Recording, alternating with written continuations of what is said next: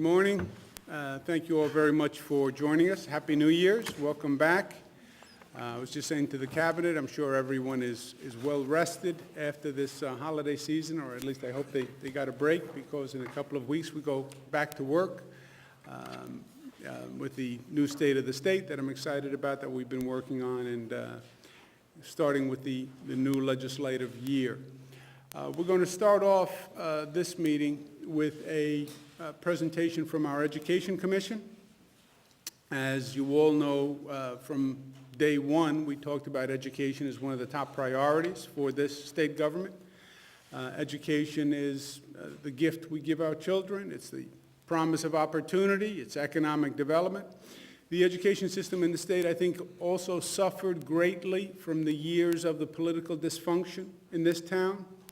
Education, by its very nature, is a subject of innovation, and you have to create and recreate. You're competing with other states, you're competing with other countries, and if you're not growing and expanding and improving, they are, and they pass you by. And I think New York, not just New York, but many other states in this country, we've lost ground over the past years, and we have to make it up, and we have to catch up.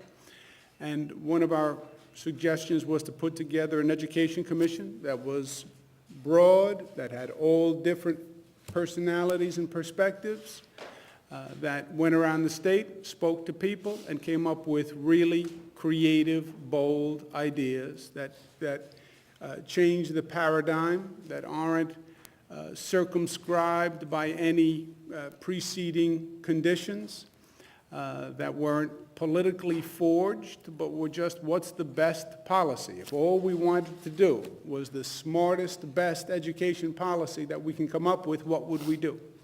And that was the charge and the mandate to the commission. Talk to the experts, talk to the parents, talk to all the stakeholders in the system, and come up with the best plan that you can. I also asked for an interim report, because I said I didn't want to let this state of the state go by without using the state of the state to articulate education policy and groundbreaking education policy. So we asked the Education Commission to do a product basically in two stages. First, a preliminary report that could educate us for the state of the state on big, bold ideas. And then the Education Commission will actually continue to do its work and report back in the fall with a complete report. But they have submitted an interim report, but it's a very significant substantive report, putting students first, an education action plan. They're going to be briefing us on it today, and then we're going to be working with it and discussing it over the next few days, and we'll be including the relevant portions of it in the State of the State for our education agenda going forward. We're joined by three members of the Commission. We have the Chairman of the Commission, Mr. Dick Parsons, who needs no introduction from me. I did point out to him, because I like to point out to him, that in many ways his career was launched in this city, in this building, when he was an assistant counsel in the counsel's office. And Mr. Parsons represents in many ways the great heritage of the counsel's office. A lot of great careers were launched there. It was one of the most prestigious legal jobs that you could have at one time. We lost that somewhere along the way, and one of the things we've been doing with Mylan Dennerstein, my counsel, was restoring that heritage and that legacy of the counsel's office as a premier legal position and legal office in this state. But Chairman Parsons has done a fantastic job. They've had 11 hearings. This has been a lot of work. As the people in this room know, education is a controversial topic. It's a political topic. And the Chairman has done an extraordinary job. We're also here with Jeff Canada, who is one of the leading experts in the country on pioneering education policies. And the charter school innovations that have been brought to this state and other states, and it's a pleasure to be with Jeff. And Jessica Cohen, who's the former superintendent of the Onondaga, Cortland, Madison, BOCES, and has been very helpful on the commission and very active as a member on the commission And I want to also invite her and introduce her to make some comments once Chairman Parsons gives us an initial briefing on the report. I want to once again thank them for their great work, and with that, I'll turn it over to the chairman to give us a briefing on the report. Chairman Parsons. Thank you, Governor, and good morning, members of the Cabinet and distinguished members of the media. I am pleased on behalf of the new New York Education Reform Commission to present our preliminary recommendations for actions to improve student achievement in New York. When the governor put this group together, he asked us to come back to him in 2 bites, as he just indicated, with actionable plans for transforming New York's public education system to meet the academic needs of all of the students of the state. And that's what we tried to do, and this is our first report, and it's, as I say, my pleasure on behalf of the Commission to make the presentation. Just to give you a little bit of sense of the background, the Commission was put together by the Governor in April of this year, April of last year. And our first task at his direction was to go around the state, visit all of the regions of the state, and take input from all of the stakeholders. That would include students, parents, teachers, administrators, and others, policy wonks, who have floated around this area and had thoughts on how we can improve the delivery of education in New York for all students. And we did that. We had 11 hearings, 2 in New York City and 9 in the other regions of the state. It's been a while. In fact, I had to go back to my days working for Rockefeller to remember the last time I've been to the combination of Lake Placid, Newburgh, Utica, Buffalo, Syracuse. We went all over the state and heard from a wide variety of folks. Over 300 people testified, and thousands and thousands of pages of testimony were submitted to the Commission. The Commission, by the way, consists of 25 individuals who, you have it in the books that are presented, so I won't present everybody's CV, but it is truly a distinguished panel of New York business people, educators, parents, and other stakeholders, and including, if I may say so, not only parents of kids who oppose school kids, but grandparents of kids who go to public schools here in New York, including myself. So it was a broadly based, highly accomplished commission that spent an awful lot of time going all over the breadth and depth of the state to hear what people had to say and then to deliberate on it and try and come up with what the governor asked us for, which, as I say, is an action plan to improve the delivery of education in New York. Probably the initial thrust or way to think about this would be, we call it an education system, but as we heard from people and as we evaluated, the system really doesn't align as a system. It wasn't built as a system, and therefore a lot of the alignment isn't exactly ideal from the point of view of passing kids, as we say in the report, from cradle to college or career in a seamless and integrated and thoughtfully articulated fashion. So much of what we focused on in the initial report was how to actually create a system, create a pipeline, if you will, that took young people from cradle through to college and career in a thoughtful way and in a way that's going to enable them to succeed and be competitive going forward. There is, as I say, the list of all the members of the commission that's contained in the report that each of you got, so I won't tarry on all of them individually. I'll just say that this was, in my experience, which is limited to be sure, but not unextensive, this is the hardest working group of citizens, volunteers that I have been associated with, as I say, between April and September, really, including the summer ones. We visited every part of the state, and we had pretty good attendance at every stop and almost total attendance at all of the full commission meetings. So hardworking group, thoughtful group, accomplished group, and I think we did, I hope we did something, Governor, that will be of use to you and your cabinet going forward.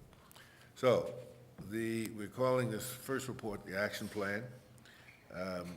And essentially, we had 8 fundamental recommendations that we have contained in our initial report.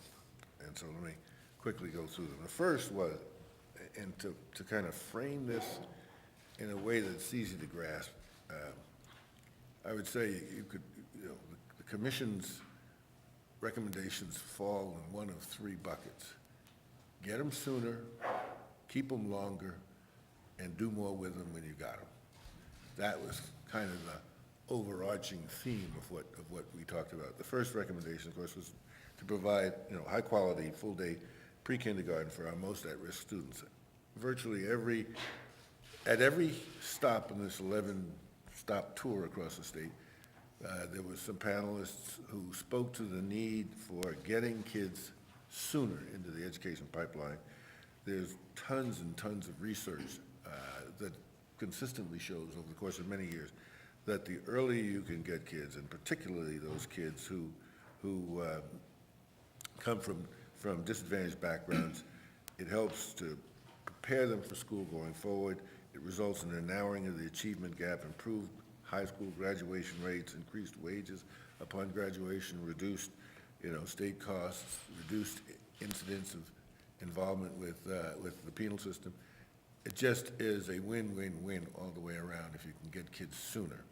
And so our first recommendation was that we look at full-day pre-kindergarten, particularly for the highest need students in the state.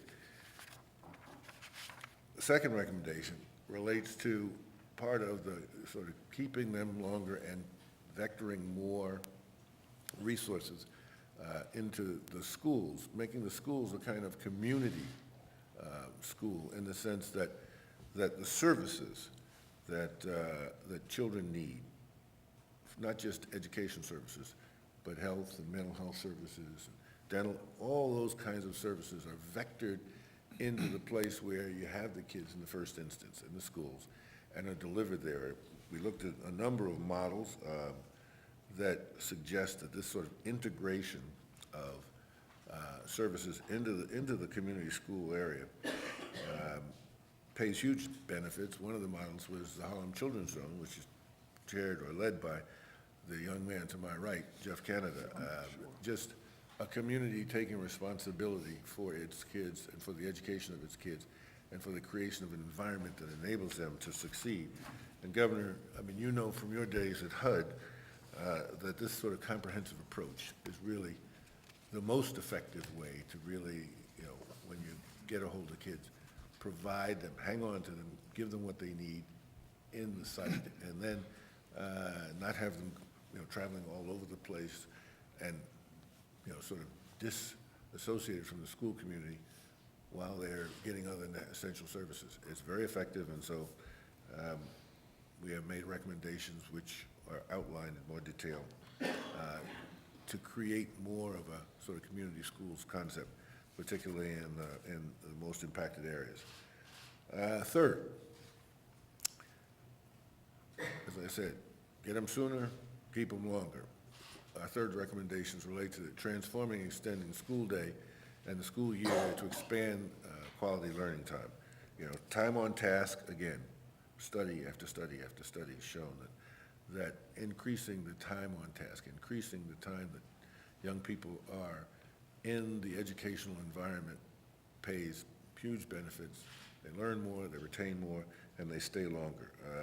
In particular, we looked at some programs, including one called the Massachusetts Extended Learning Time Program, which has now been around long enough that there's sort of evidence to suggest that student improvements go up by as much as 20–25% across the board with the extended day and extended year approach. Our fourth recommendation was to improve teacher and principal pipeline to recruit and retain better educators. Again, there's no doubt that, well, first of all, there's no such thing as great schools that don't have great teachers. Can't have one without the other. And so the focus ought to be not on vilifying the teachers, but on elevating the teachers, on bringing higher quality, more competent and more experienced people into the classroom. and as well as into the leadership positions in the educational community. It was a bit of a joke during our commission hearings. We called it, and it was referred to, for the F word. The F word stands for Finland, because it's an exemplar of a Western nation where they recruit from the top 10% of their college graduates into public education, whereas here we've fallen in the U.S. into recruiting really from the bottom half, sometimes even the bottom third of college graduation. We got to move that, got to turn that around. We've got to start designing programs and designing recruitment approaches that pick out the best and the brightest and encourage them to come into public education. And then once they're there, we've got to increase. One of the ways to get, we think, higher quality students is, first of all, to simply increase the admissions requirements for candidates who want to pursue masters, for example, in education. Provide more classroom experience to those who are coming in, so clinical experience it's called, so that people who aren't learning on the job, so to speak, in their first or second year, but actually arrive with some skills that they've acquired during a clinical period. Creating a kind of a bar exam, it works for other professions where you have to sort of establish a minimum level of competence and knowledge before you're allowed to then train others or teach others.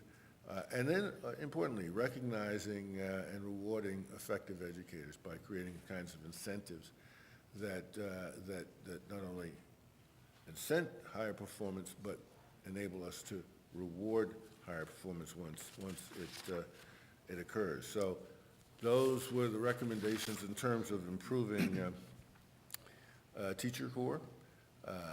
Fifth, build better bridges from high school, either to college or careers, with either these early college, high school programs where you go for 6 years, right? And you get, at the end of that 6-year period, an associate's degree. And you have training and skills that enable you not only to come out of extended high school with a degree,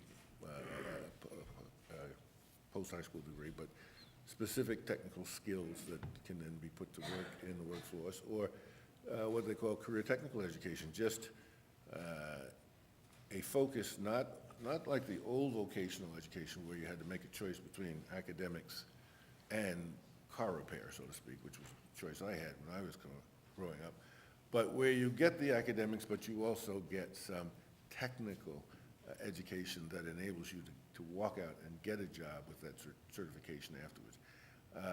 These are going to require, and I'm sure we'll speak more about it in our second report, a more fulsome and nuanced public-private partnership, because we've heard from many employers around the state saying, look, I have jobs. I just don't have people who can fill my jobs. What I need to do is I need to work with the local school districts to sort of give them my sort of assessment of what I need and the skills I need, and have them work that into the curriculum in a way that I know the kids coming out of these schools can fill those needs, and then I can guarantee some jobs.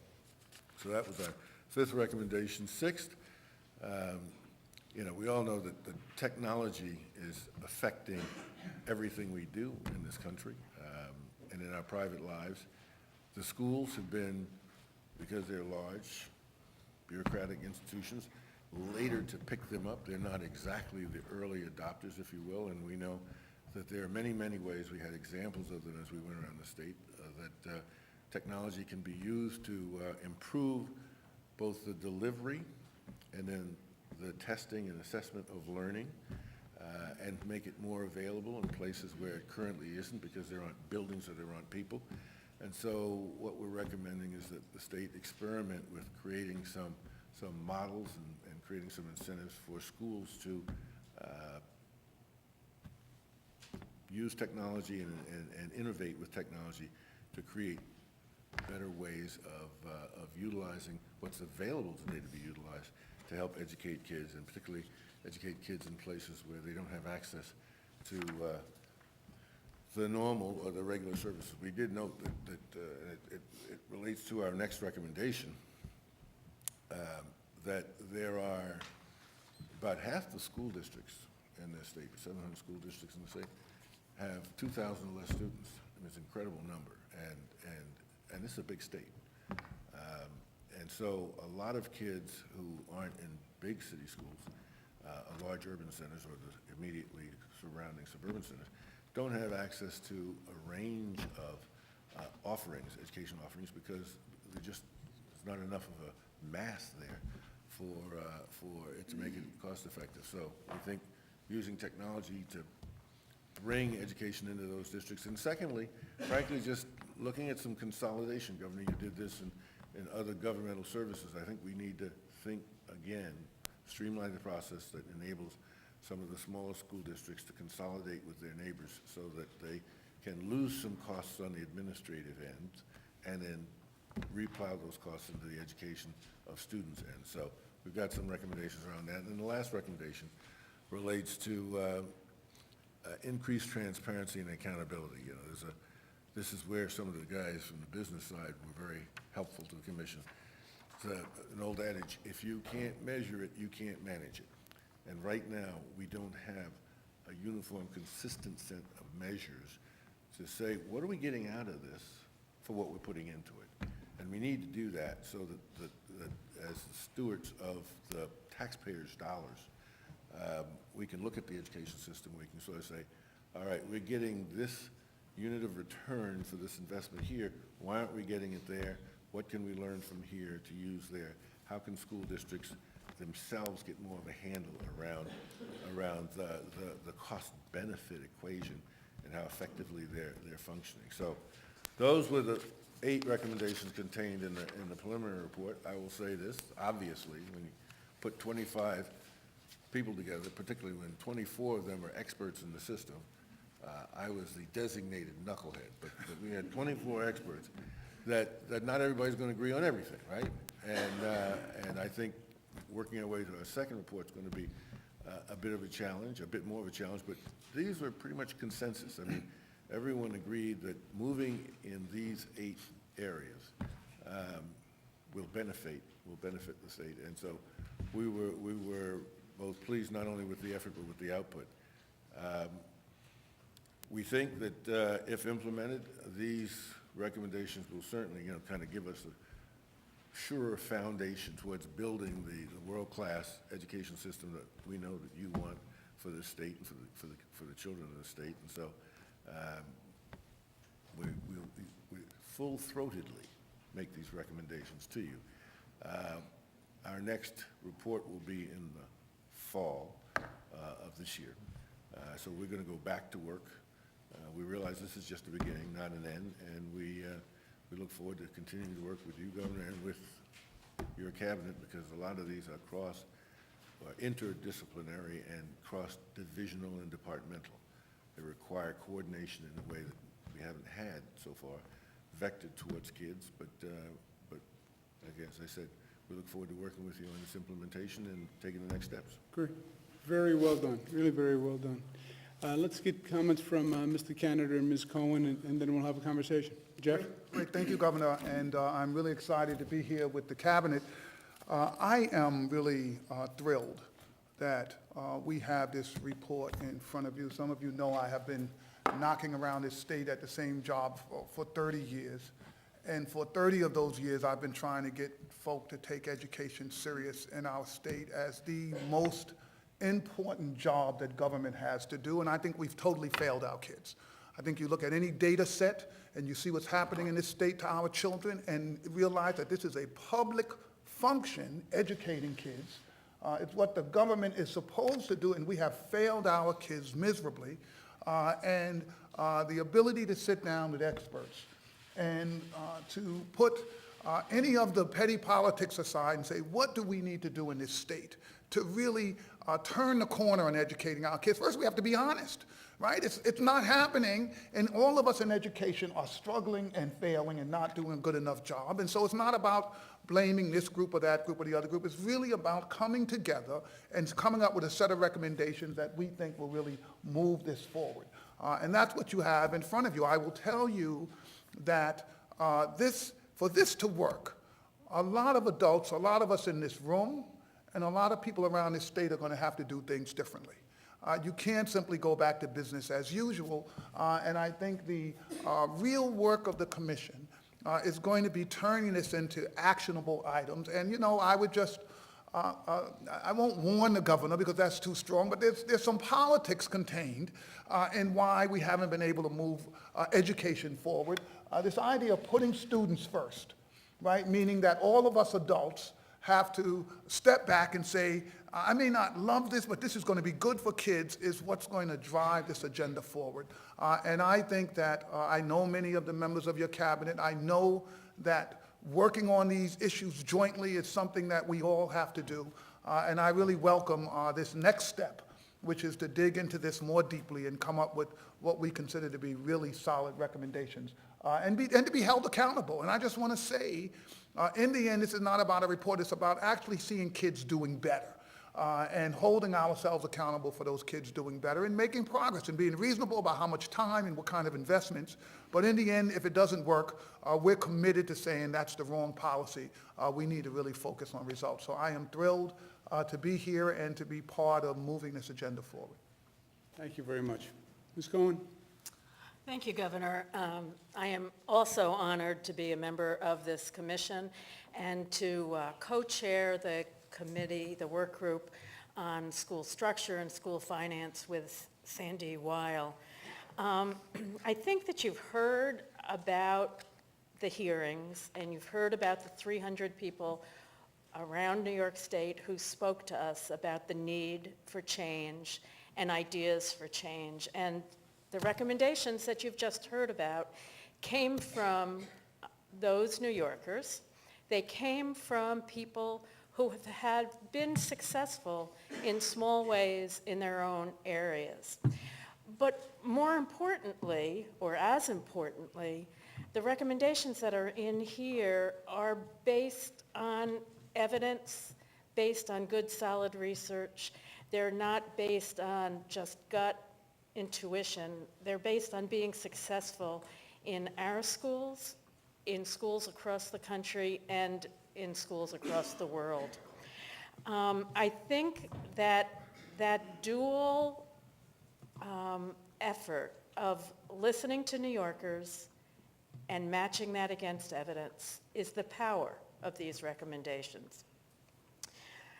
These are, I think, the easy recommendations, even though I know that they're going to be difficult to implement.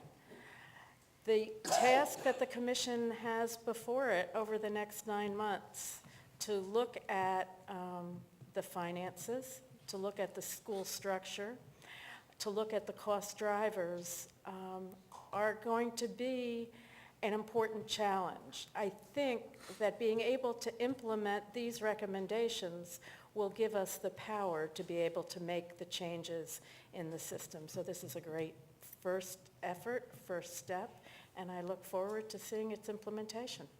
Thank you. Great. Great. Let me make a couple of comments if I can, and then we'll open the floor to a discussion.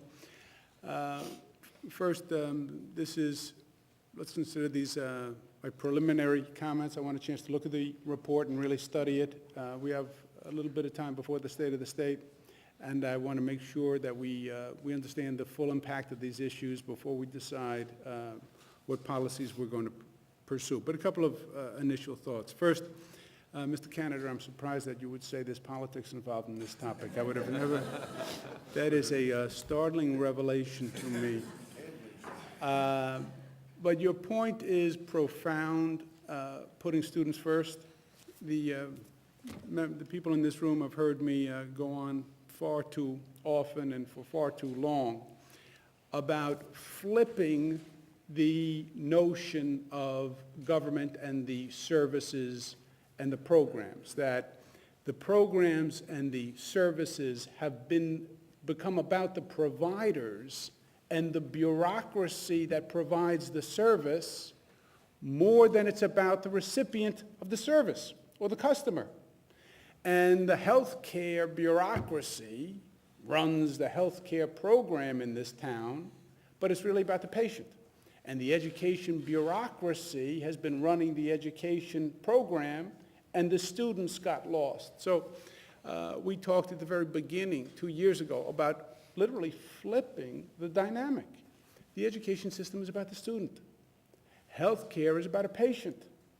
And even though they don't have a sophisticated lobbying organization here, you have to flip the dynamic from making it work for the bureaucracy to making it work for the customer, the recipient. So I agree with you 100% there. It's easier said than done, but I agree 100%.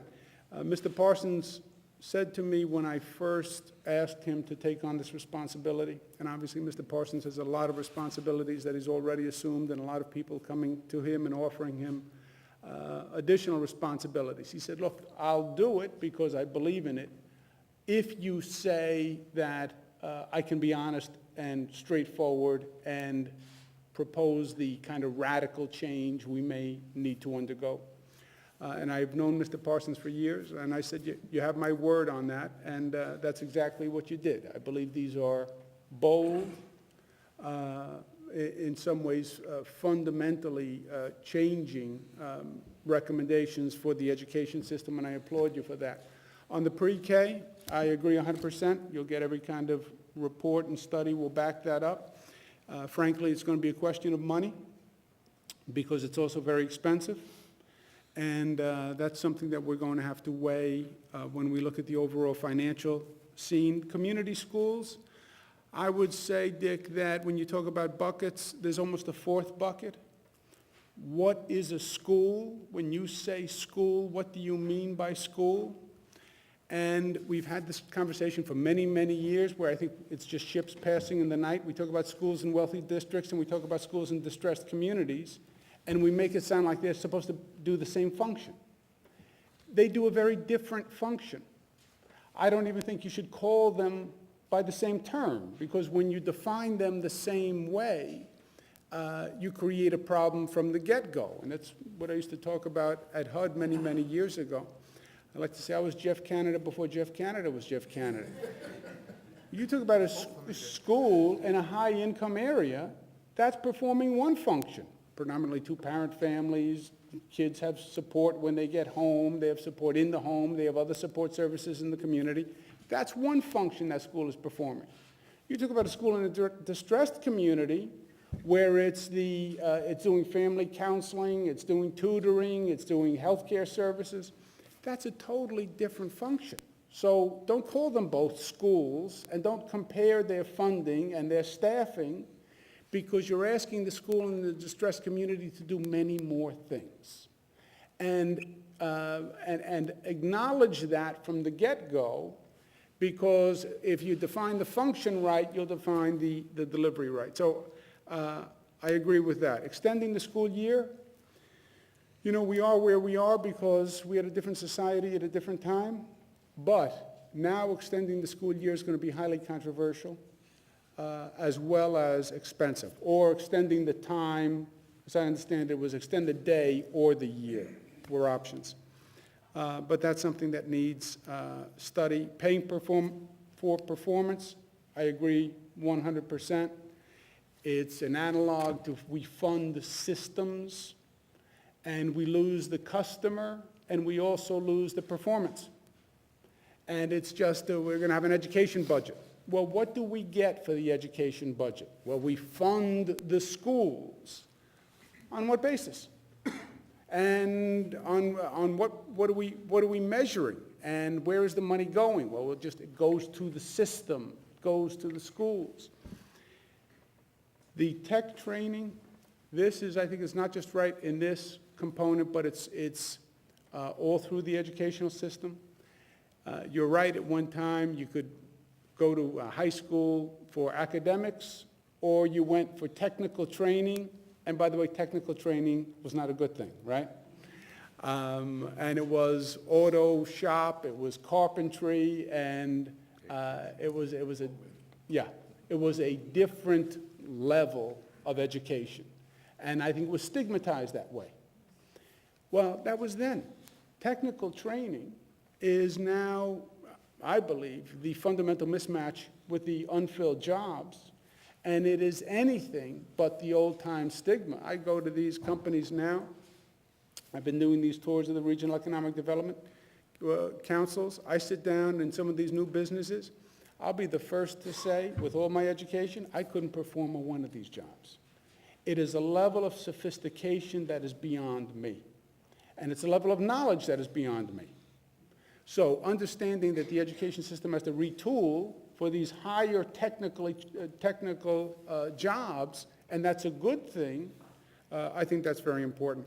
And the consolidation, Ms. Cohen, come with that recommendation. We're ready for it. You're right, it runs right into turf, and it runs into the bureaucracy again, and everybody wants to have their own everything, and everybody wants to have their own school district.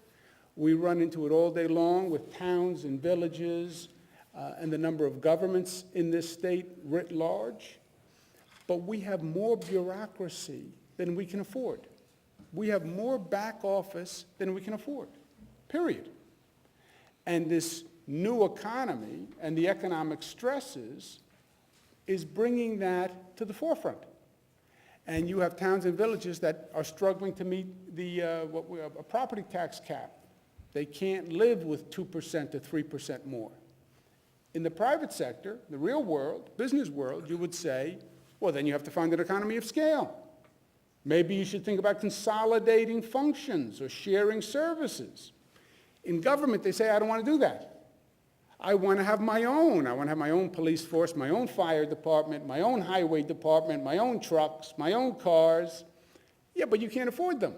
Well, I'd just rather raise more taxes, even if I can't afford them. Why don't you think about consolidating?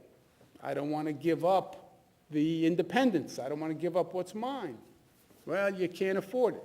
That's the cycle we're now in, and that's the conversation. It's true with governmental subdivisions, it's true with schools, but it's a conversation that we have to have, especially in parts of the state where you have fewer students. I mean, you have parts of the state that are just shrinking as a matter of population, therefore you have fewer students. So I agree with you in that. But I think it's very well done, exciting, bold. It will raise significant political issues. But as I said to Mr. Parsons on day one, it's exactly what we need. Mr. Canada, we have failed our students, and we've done it for many, many years. I think it's one of the symptoms of the quote-unquote failings of Albany for many, many years and failed state service, but it is the single most important task that we perform, and we are 100% committed to doing whatever we have to do to improve it and make it right. And we have not shied away from a political fight in 2 years, and we've taken on some big ones, and we're not going to shy away from this fight either. You have my word on that. Floor is open. Questions, comments?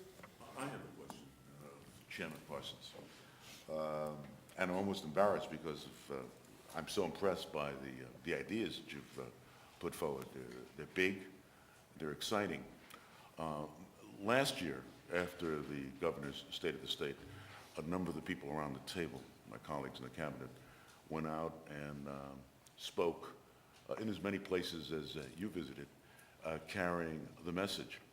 And when we talked about education, the questions always seemed to be about teacher evaluation and why the move towards teacher evaluation.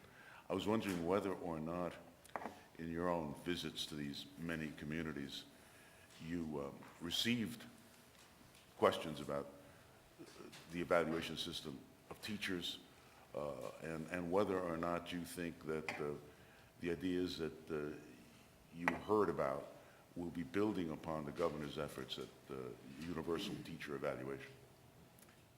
It's an entirely fair question. And at every stop, we had people who spoke to, we had a number of teachers that we heard from, union representatives. We have someone, the commission, in fact, who spoke to the current state of the evaluative process. Everyone, what was interesting is everyone agrees, teachers, administrators, parents, other commenters, that there needs to be some kind of evaluative process in place so that first of all, teachers know what's expected of them. You can have essentially a bargain, which most employees have. You know, I will pay you to do this. Well, what is this? We need to define it, we need to specify it, and we need to make sure that it's pointed in the right direction and that we're all sort of on the same path together. The questions were exactly what should that direction be, how much is critical thinking as opposed to being able to take a test, and how do we evaluate it?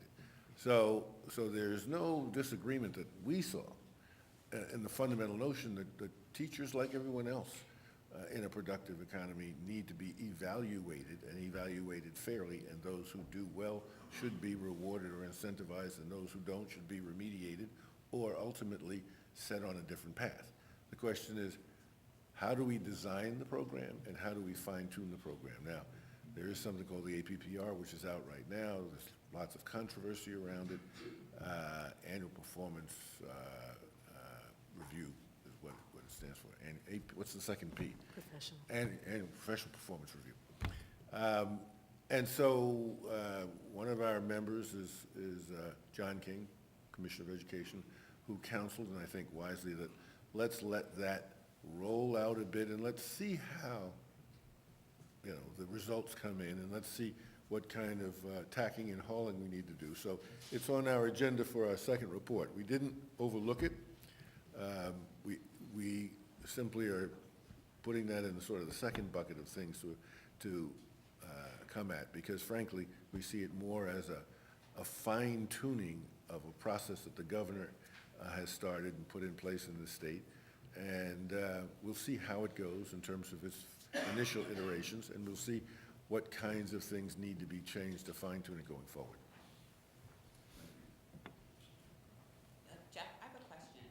You talk about sort of schools being an integrated setting where many services are provided. I think it would be helpful for the cabinet to hear a little bit more about what kind of services are provided and what the data shows about how does that impact the student's ability to perform. Well, yeah, I think that any of us who work in schools recognize right away that you've got young people coming in with real mental health issues. There's no ability to do anything about it. You've got young people who are coming in who have real health issues. And again, you have a disconnect, and a lot of people try to make the argument that if what you're providing doesn't help a kid do better in algebra, then you shouldn't provide it. And so educators have always struggled to try and suggest why providing health and mental health and dental health for kids is really important.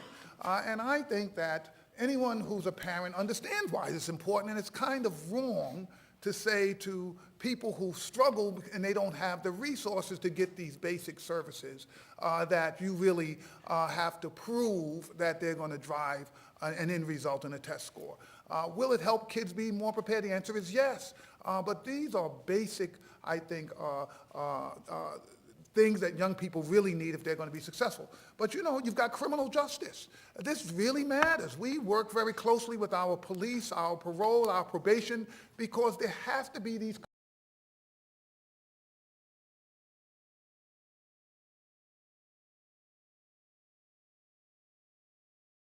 folk in terms of are they, you know, if you're 17 years old and you've been in trouble with the law, the last thing we want is just to say, forget you, right? You're out there, because we know what's going to happen. You're going to end up getting in more trouble. So how is it that we create support for young people so that we accept the fact that young people struggle in all of these different areas, and we have a responsibility for helping them as much as we can?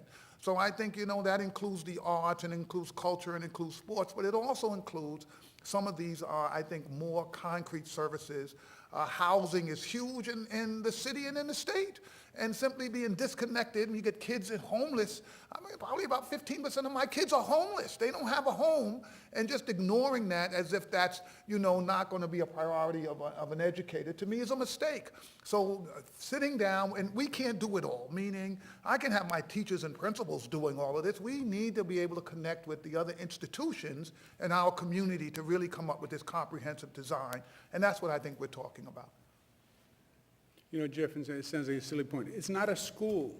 See, when you call it a school, you immediately shift the conversation to a different place. You're talking about an integrated support network.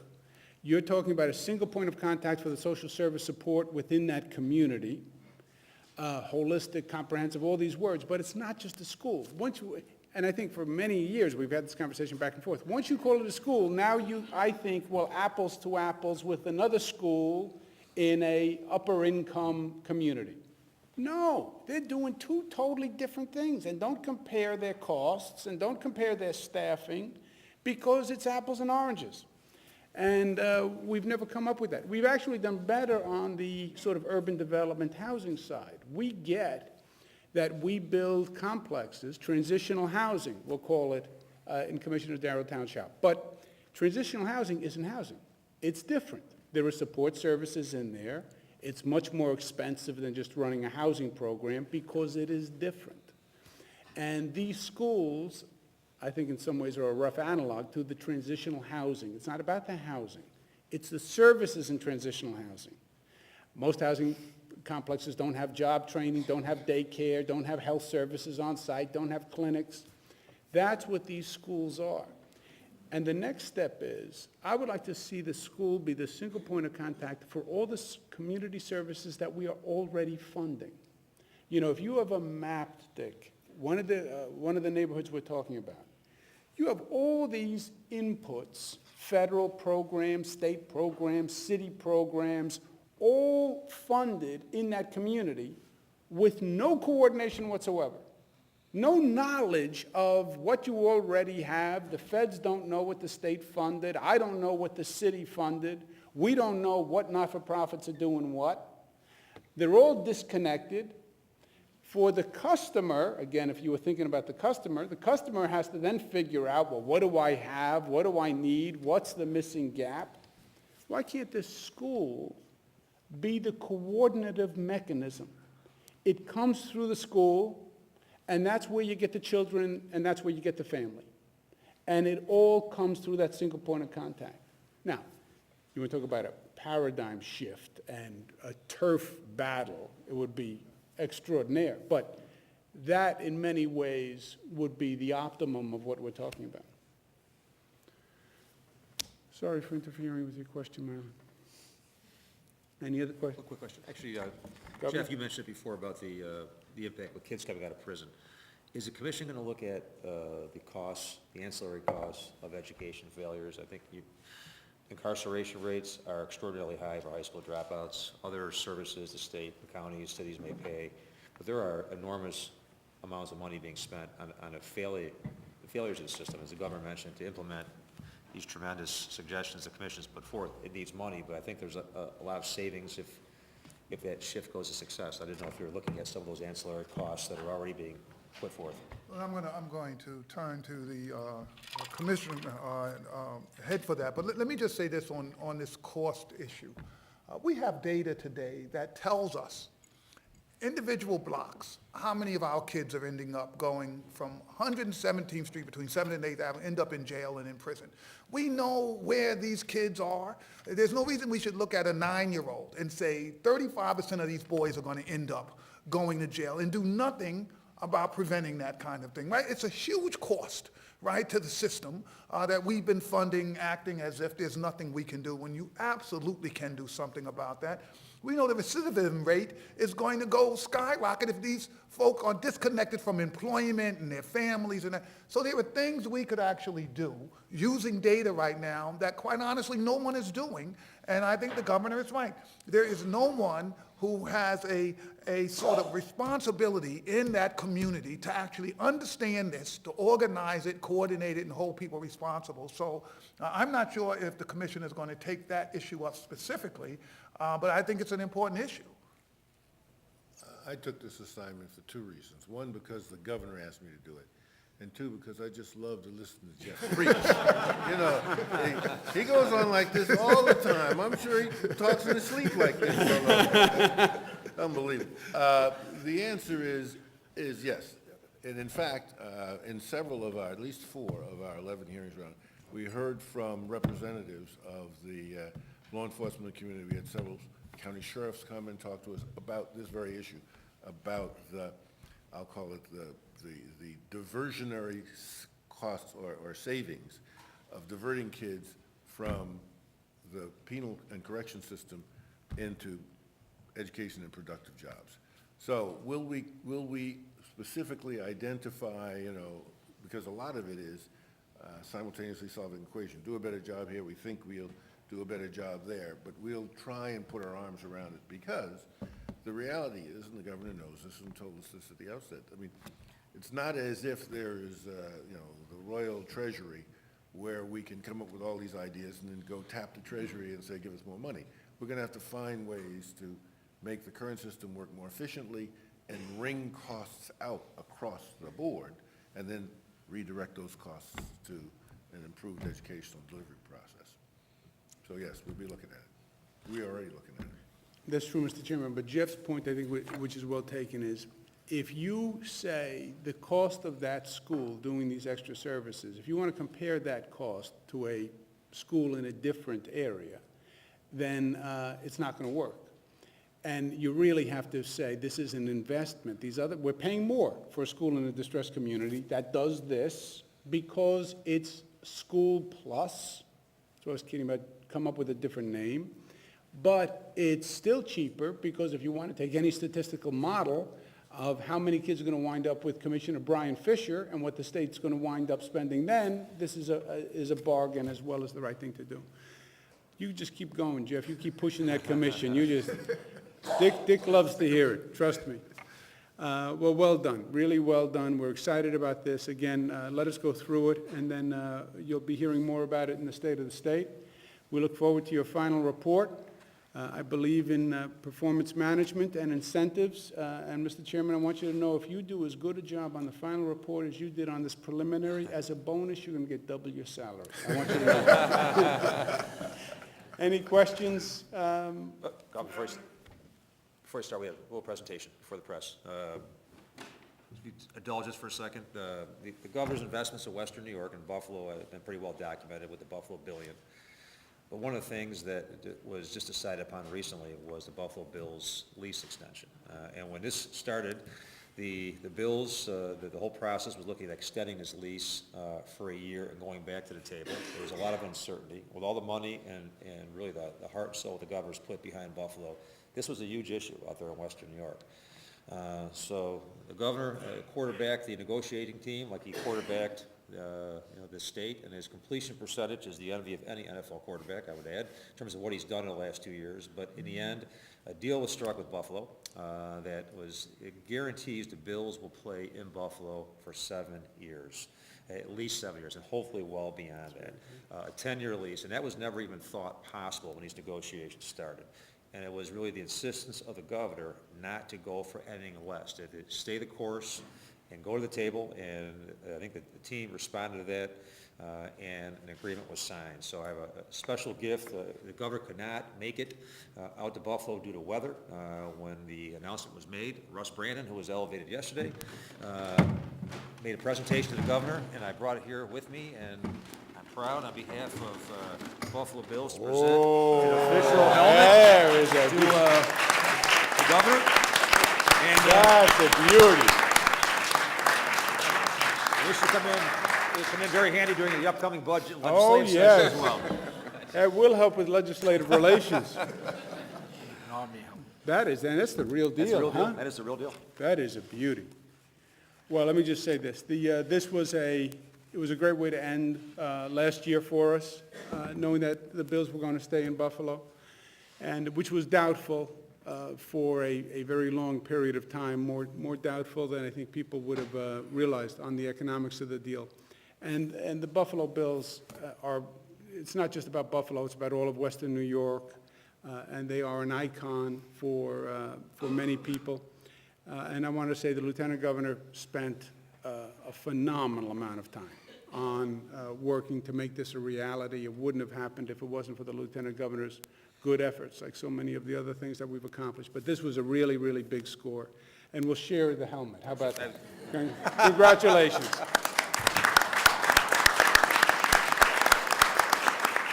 Whoever goes to the leaders' meeting, where's the helmet? Questions? Governor, could you see yourself, I'm sorry, supporting the idea of a bar exam, and given how little hiring there is in education right now, would you consider the idea of grandfathering that to current teachers? You know, Mike, I don't want to get ahead of ourselves. Let me, I think the idea is intriguing. Let me understand it fully from the report, and then we'll have some final decisions, and the timing for the final decisions will be about the state of the state. Do you think it's inevitable, Governor, if you're trying to pick the cream of the cream to go into education, that you've got to pay them more, and then that is just going to drive the cost of education up, something you've tried to control? Look, all of this is a balance, Eric, with the funding, right? There are many good ideas that take more money, and we don't have more money. But at the same time, it's not just about the money. You know, when we talked about the incentives in the system and the basic management of the system, I think the management of the system can be improved. I don't think we're getting our money's worth from the current system. I don't think we measure it. I don't think we've held people accountable, and that's what the evaluation system starts to do. So I'm not sure that it's always more money, because first of all, if you say it's always more money, then you're not going to be able to do a lot of good things in society and in life. I think it's looking at the money we now spend, and let's see if we can do better with the money we now spend. The City of New York and the UFT have yet to reach an agreement on an evaluation system. Do you plan on getting involved in those talks, or maybe extending the I am involved in those talks. I'm in the room in many ways because it's our prescription that said if you don't have an agreement between the union and the city, you will not get the 4% additional funding. So we're very much in all of these rooms. Look, let's be honest, what happened on the evaluations. They passed a law that said teacher evaluations had to happen years ago, right? Probably about 5 years ago. Nothing happened. Well, they passed the law because they wanted to qualify for federal funding. They got the federal funding, and then they never implemented the evaluation system. It was hard to implement the evaluation system because you needed an agreement between the union and the local school district head, and they didn't want to come to an agreement because it was hard. So they didn't. So there was no evaluation system. Everyone said, in theory, we need one, and then you went year after year after year after year with no evaluation system. We put in, with legislation, a real evaluation system, and we said it had to happen, and it had to happen now, and we linked it with the additional funding from the state. So I believe you see a very high level of compliance, much higher than you've ever seen before already. We're not at the deadline yet. And I think that's because of the linkage we've made between funding and completion of the evaluation system. So I think we're very much in all of the rooms, in all of these conversations. And the city and the union know very well, if they don't have an agreement by the deadline, they will lose hundreds of millions of dollars from the state. And in many ways, they will both fail. They will have failed the students, and the union will have failed the membership, because you'll have a significant loss of funding to the education system, which they're both vested in. And that's why I felt good about this dynamic. It's a pox on all your houses if you don't come to an agreement. So come to an agreement, and most of them are. Might the deadline be extended? No. No, Rick, no. A deadline is a deadline, and you start extending deadlines, then it's just, then there's no such thing as a deadline, right? So, and the overwhelming majority of school districts will make the deadline. So you made everyone go through this difficult task that nobody wanted to go through, this negotiation, which was hard. The overwhelming majority did it. I think we're already over 90%, is that right? 98. Oh, 98%. So 98% of the school districts have been able to do it. So either all 98% are wrong, or the 2% are the exception. And I think it's the 2% that are the exception. House Republicans, notably Peter King and Michael Grimm, indicated today that they feel betrayed almost by the leadership within their own party, these people, Sandy, and I was going to ask you also, how do you think Republicans have handled in the House not only the Sandy relief package, which they didn't vote on, but also the fiscal cliff? Terribly. Look, let's separate the two, okay, because they're different. On the fiscal cliff, there's an expression, ugly ball. Ugly ball is in basketball, that the ball goes in the hoop, but it's ugly the way it happens, right? At best, what happened on the fiscal cliff was ugly ball. The ball went in the hoop, but nobody wanted to watch the play, all right? So you can say, well, they passed it, but it was not how government should function. It was not productive. It was not inspired. It wasn't educated. It wasn't collaborative. It was a forced process that is just not the way government should function. You know, we talk about dysfunction of government. They're talking about dysfunction of Washington. We've used that word about Albany for many, many years.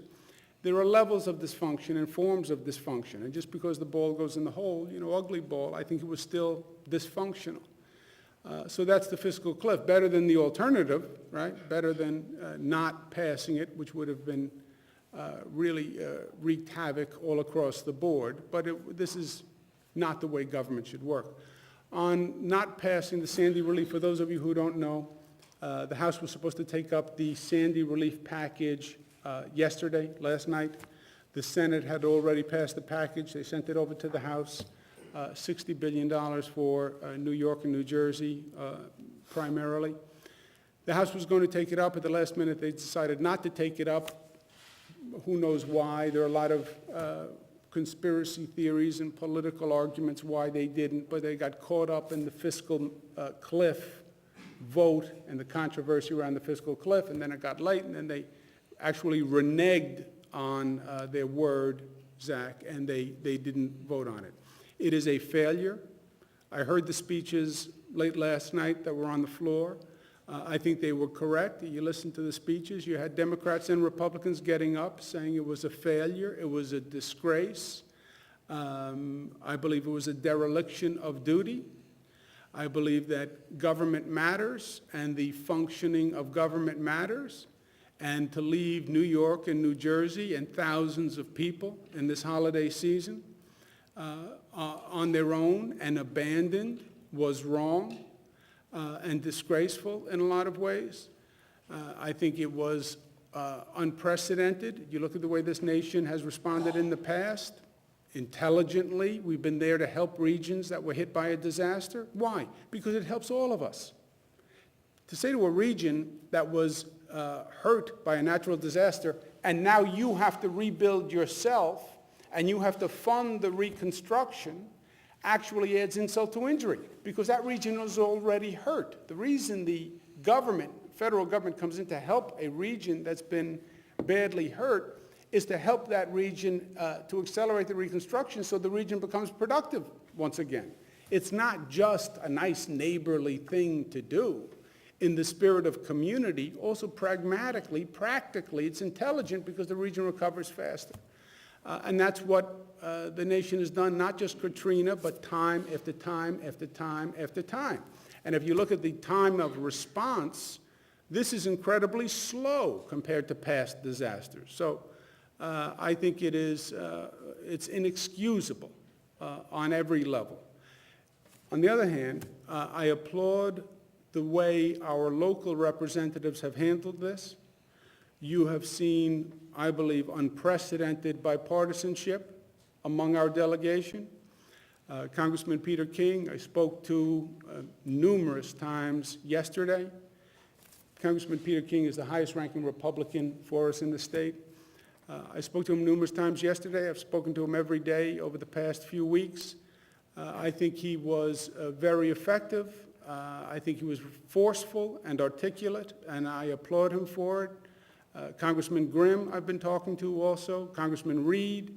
So I applaud all the Republicans who have been working hand in glove. There's been no politics among the people of our delegation.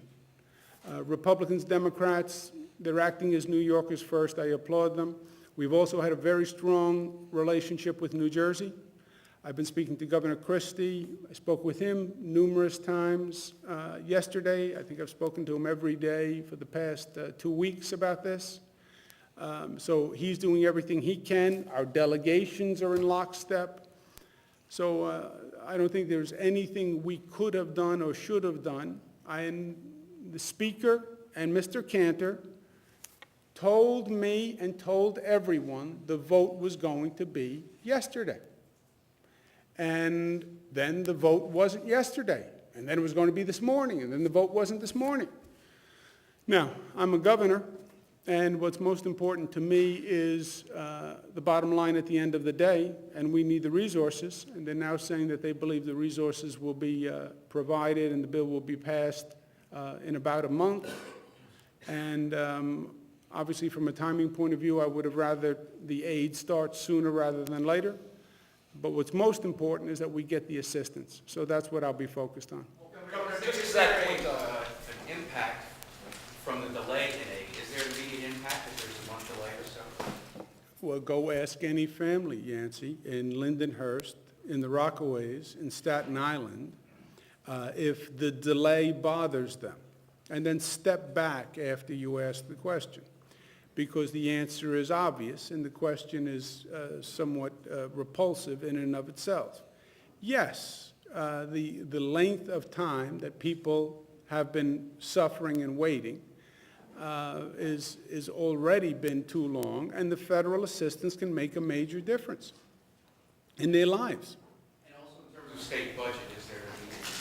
Because It's going to be less about the state budget. It's going to be more of an impact on individual families and local governments.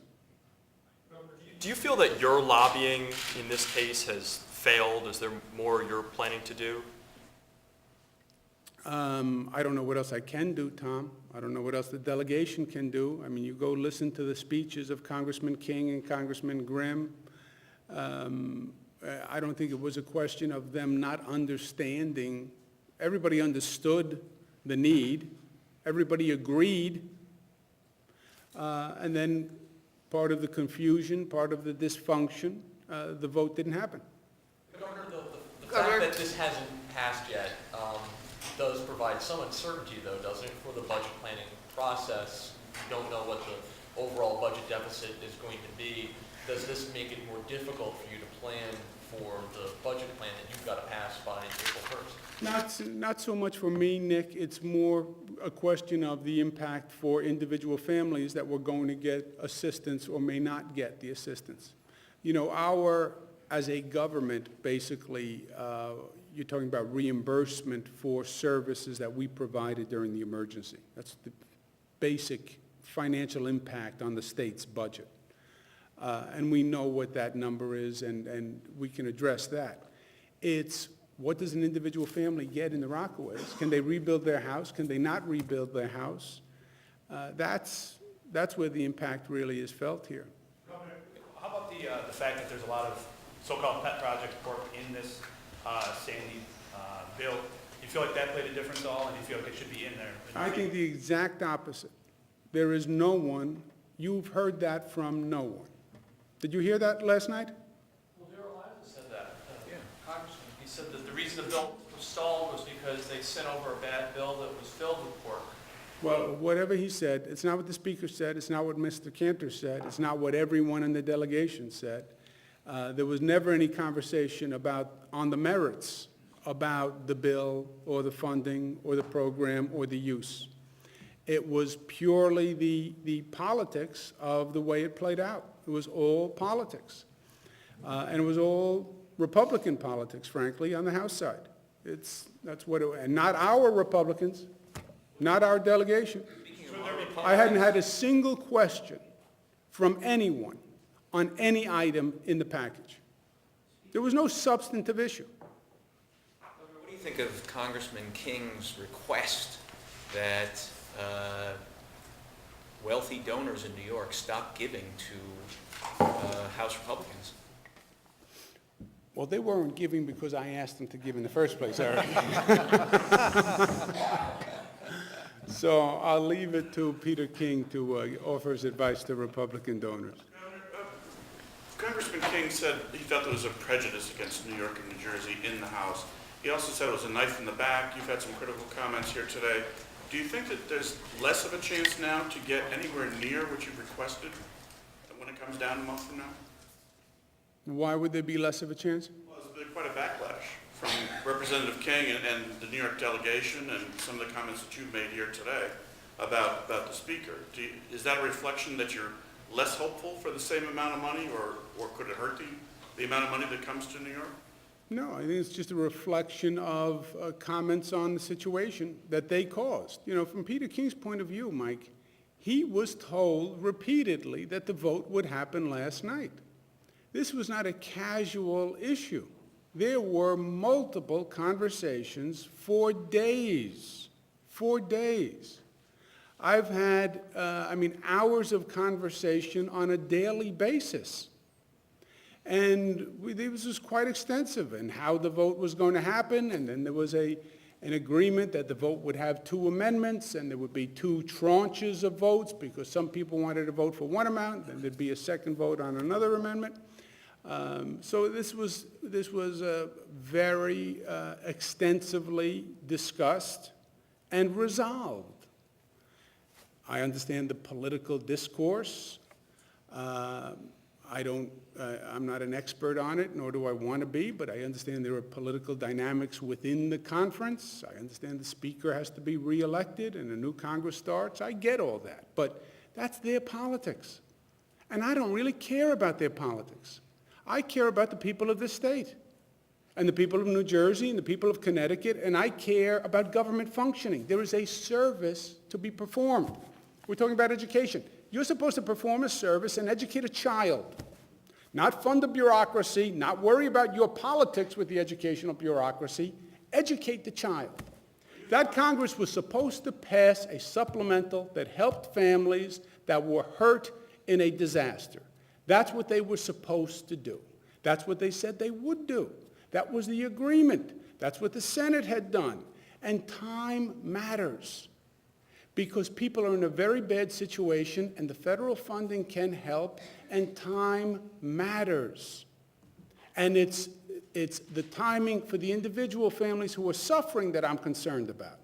I'm not all that concerned about the timing for the Speaker of the House and his reelection or his politics. And it is what it is.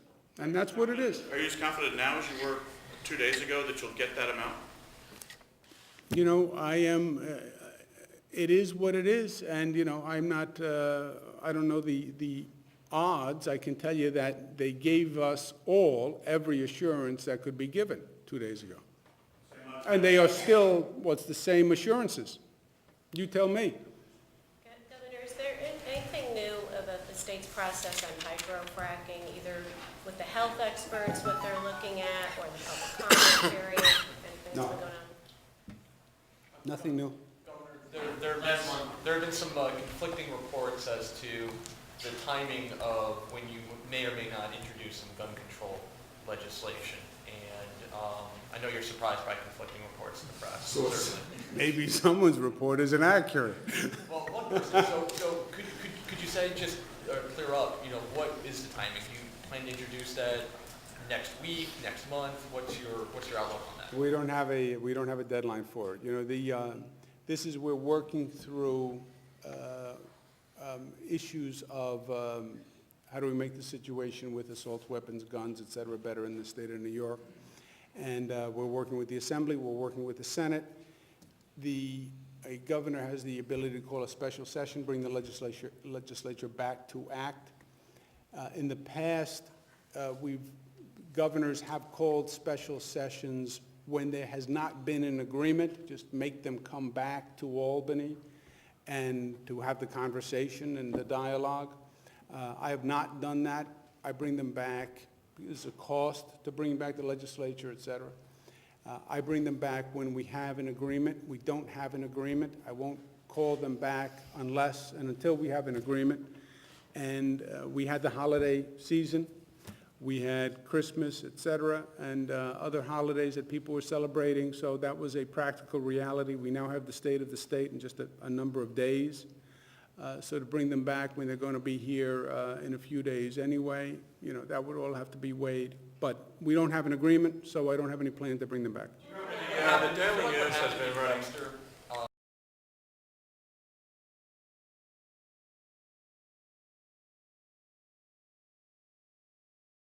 All of these incidents, I don't know that you could bring any more urgency. Could you bring any more urgency after what happened in Connecticut? You know, so more urgency. Every one of them just points to the immediate urgency, right? One act more horrendous than the next. They're affirming the urgency is what they're doing. I don't think they're increasing it because I don't think you can increase it. I mean, everywhere you go, people are saying, this is terrible, something has to be done now. Micro-stamping, just on the gun control for a moment, is micro-stamping going to be part of what you're discussing? Do you think it could be part of the final agreement? I support micro-stamping. I think it's highly improbable at this point that you would get agreement on it. This month, actually a few weeks after you deliver your State of the State, the Empire State Plaza Convention Center, it's going to host a gun show, something that's been going on for many, many years. Do you think that's appropriate at this time? You know, Jimmy, I'll leave it to them to make that determination. I don't think we're going to take a statewide prohibition on gun shows. I wouldn't be in favor of that. I wouldn't support it, and I haven't heard it proposed. Some officials, including Mr. Astorino, the Westchester County executive, have canceled at these public facilities gun shows, saying that they think it sends the wrong message right now to hosting them. Yeah, well, I think individuals can make that determination, but on a statewide level, I wouldn't be supportive of that policy. Don't you control that convention center? I don't know if who made the determination or if a contract has been made, you know, but if a contract has been made to hold an event, then I would have that event go forward. I understand the general concern, but these are individuals who have a right to sign a contract, and if they did, they did. The Daily News has been running a petition calling for an immediate ban on assault weapons. Several lawmakers, including Sheldon Silver, have signed it. Is that something you would consider signing? It's my position. I don't know if I would sign a petition. Why not? What else is on the petition? I'd have to read it, I'd have to have my counsel read it, make sure you didn't write anything on the back of the petition, you couldn't add anything to the petition. Governor, you mentioned trying to get an agreement on gun control. Have you found the Republicans have moved in any way in your direction on this, and what are the sticking points? Look, it is a controversial issue. It always has been. And we think significant change has to be made. Our proposals are not about a tinkering around the edges. We think it has to be significant. We think this is a multifaceted problem. And it's not just guns. This is also about mental health. This is also about a culture of violence that has been permeated and perpetuating. So it's a controversial issue and a complex response. Governor, back to Sandy for a moment. The MTA had announced a plan back in November to borrow about $4.8 billion in short-term notes to cover the reconstruction needs. Is that going to move forward with the funding delay? I don't know. I do not know. I can check, but I don't know. Governor, on education funding, are you committed to, again, tying potential increases in education funding to the personal income growth of New Yorkers? Or would you maybe consider a higher increase, perhaps to implement some of these recommendations? That is the current law that was passed last year. It is still in effect. The free education funding formula is what you're referring to. That is the law. Governor, It was a law that I proposed, so I favor it. I guess I could oppose my own law. I don't know that I've ever done that yet, but Governor, with the new Congress coming back in, I believe it's next Thursday, or this coming Thursday, don't you think that a bill could be passed by Congress faster than 60 days? the Sandy bill, I'm talking about. I think the bill should have been passed yesterday, Betty. I think it should have been passed this morning. I think it should be passed tomorrow. I think it should be passed Thursday. I think it should be passed Friday. I think the Republicans in New York should rise up and speak with one voice. Peter King, I applaud his leadership. Where is the chairman of the Republican Party, Mr. Cox? Where is Senator Skelos? I mean, these are the Republican leadership of the House saying to New York at this time, in this moment of need, they abandoned New York. And I think they should speak to their political colleagues and communicate with them the severity of this situation. Tell them put politics aside. I think they should put their own politics aside and act in the best interest of this state and take the vote as soon as possible. Yes, I think it could happen any day, and it should happen any day. I'm just reporting what I have been told the leadership of the House is saying, which is it will happen within about 1 month. That is the information they've given me. I think that is unacceptable. Governor, you have to select a new MTA chairman. How's that process going, and has Larry submitted his resume for that job at all? Larry has not submitted his resume for that job. He has a far better job. He gets to work with me every day in close proximity. What could be better than that? Right? Right. That's it. Thank you very much, guys.